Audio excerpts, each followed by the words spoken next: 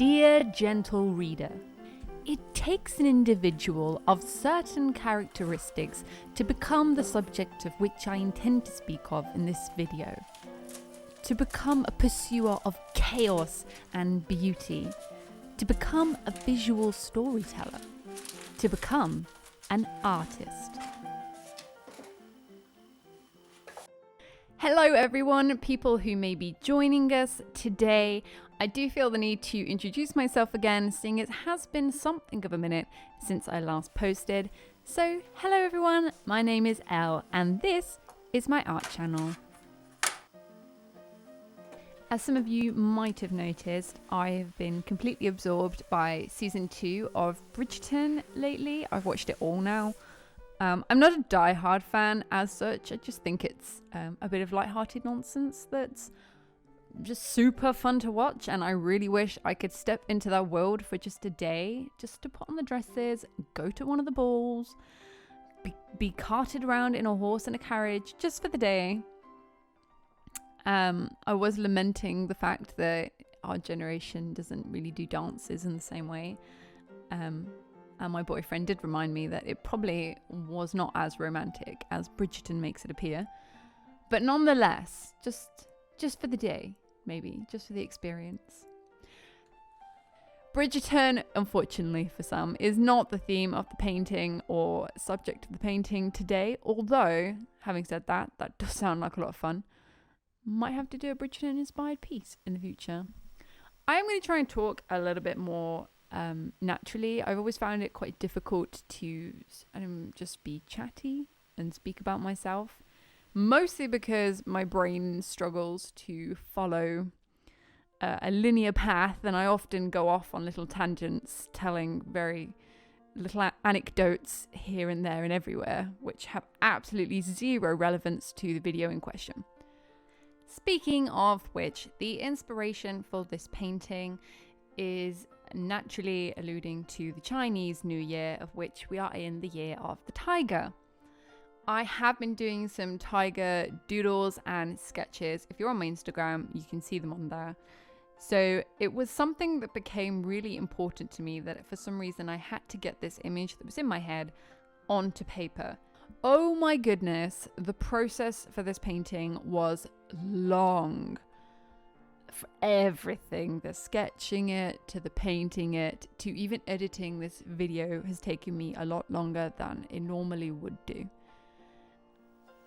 I'm not entirely sure why, perhaps most probably because I haven't been posting a lot of videos. I haven't posted a lot of videos since last year, so perhaps I'm a little bit out of practice. And also what contributed was the complexity for me of the background. I really like to divide my pictures to make it just a bit simpler for my brain into foreground, midground, background, as I would if I was doing a digital painting with layers. But the background element of it, I knew I really wanted to create depth, because I really wanted to, bring some life to that jungle background. And it got a bit hard for my brain to kind of work its way around the colors and where I was going to put stuff. The mediums that I chose to use for this painting also changed. So initially, I didn't have a plan. I think I started with watercolor and then it became gouache for the tiger. I got to the tiger and was like, I didn't want to just, sometimes I feel with watercolor, when the whole piece is in watercolor, it lacks a bit of punch. And I really wanted the tiger to be really vibrant and stand out from the background, which is also a little bit why I chose the color scheme that I did. I deliberately chose more blues than greens because I wanted to create a little bit more emphasis on the contrast between the foliage and the tiger. Orange and blue are complementary colors. So I really wanted to, and they are my favorite colors, nod to that in this piece. But I decided to use gouache and not acrylic gouache, regular gouache, because I wanted to be able to rework it, which is something I'm very glad it was regular gouache, because when I initially put down the paint for the tiger, I had to really fight the screaming inside of me that was going, oh dear Lord, it is so bad. I was trying to emulate something of an artist who I really admire called Alpay Efe. I think that's how you say his surname. Efe. Alpay does a lot of oil paintings. And I did an oil painting for a friend's wedding back in November. And I hadn't done an oil painting for many years, possibly a decade.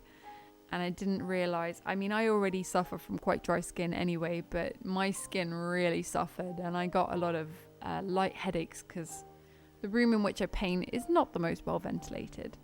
So I think that's kind of put me off oil, I think, for the immediate future. Give me some time to forget about it, and then I'll pique my interest again. So I definitely wanted to do gouache, but I think that I can emulate Alpay's style a little bit with gouache. So I was prepared to give it a go. And his style is somewhat, it's very controlled, but it's also very loose. And that is something that I'm determined to improve. Certainly with I feel like the next step in my art journey is to improve on creating more of a looser image and a looser texture, not being afraid to let those little happy accidents happen, to let the paint sort of do what the paint does.